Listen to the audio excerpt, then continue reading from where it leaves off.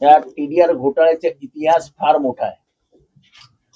खरं तर मूळ डायाबाई कंपनीने फक्त 24 एकरची मागणी केली होती आणि उर्वरित जागा शासनाने घ्यावं असं लिखित स्वरूपात डी डायाबाई कंपनीने दिलं होतं. त्या 24 एकरवरनं वाद सुरू झाला.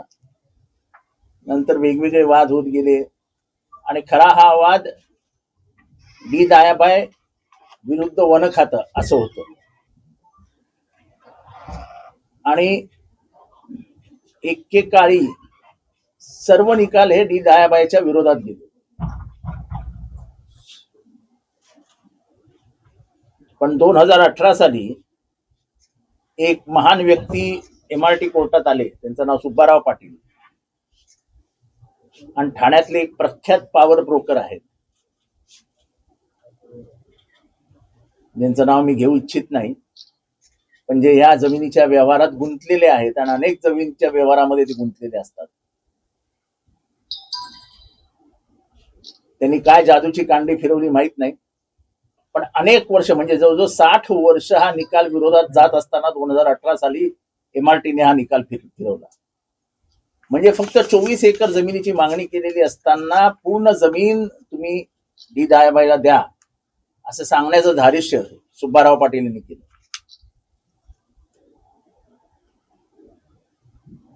आता प्रश्न हा उभा राहतो की ठाणेकरांना माहित असेल की ही जमीन ही संजय गांधी नॅशनल पार्कचा भाग म्हणूनच ओळखली जाते. तिथे चालायला येणाऱ्या जाणाऱ्यांकडनं पावत्या फाडल्या जायच्या गुलाबी कलरच्या, आणि ती जमीन फॉरेस्टमध्ये आहे असं सांगितलं जायचं. या सगळ्या घडामोडी घडत असताना ठाणे महानगरपालिकेने 100 वेळा वन खात्याला आठवण केली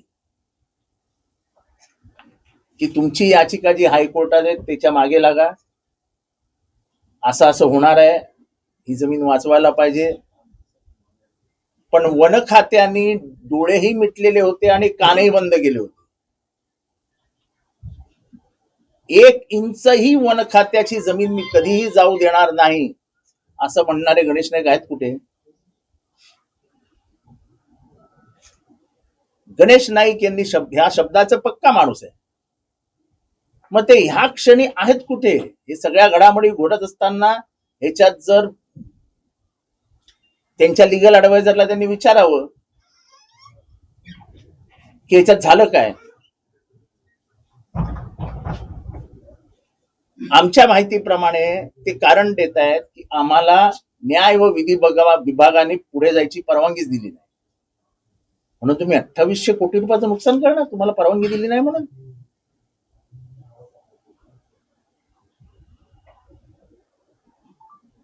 वन खातं ह्याच्यामध्येच पडलं नाही. पहिली लढाईच वन खातं विरुद्ध डी डायाबाई असताना वन खात्याने चूप बसणं हे सगळं संशयास्पद आहे. माझं किती तुझं किती ह्यामध्ये सरकार अडकलं असल्यामुळे गणेश नाईकांना कदाचित चूप बसण्याचे आदेश देण्यात आलेले असते. गंगाधर 40 वर्ष वन खाते विरुद्ध डी डायाबाईची लढाई चालू आहे. आणि डी डायाबाई यांनी लिहून दिलेलं की 24 एकर वरती माझं बांधकाम झालं असल्या कारणाने तुम्ही पूर्ण जमीन ताब्यात घेऊ नये, फक्त माझी जेवढी जमीन आहे त्याच्यातली बाकी सगळी जमीन तुम्ही ताब्यात घ्या, फक्त 24 एकर ज्याच्यावर बांधकाम झालंय ती जमीन ताब्यात घेऊ नका.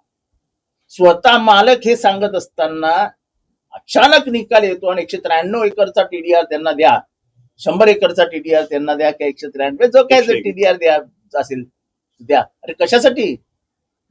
तर मूळ मालक म्हणतो की जेव्हा 24 एकरवर आमचं बांधकाम आहे ते सुरक्षित ठेवा आणि बाकीचा जमीन आम्हाला द्या. तर मग तुम्ही हे धंदे कशाला करताय?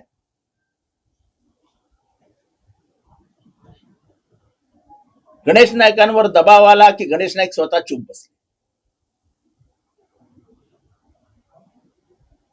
तुमची लोक हायकोर्टात का गेली नाही नाईक साहेब? स्वच्छ प्रतिमा, स्वच्छ चारित्र्याचे नेहमी ते ढोल बजवत असतात.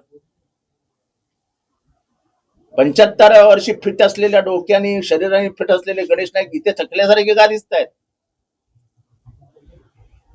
आमचा आरोप गणेश नाईकांवर नाही आहे, पण गणेश नायकांनी डिपार्टमेंटला उद्याच्या उद्या बोलवावं आणि विचारावं तुम्ही हायकोर्टात का गेले नाही.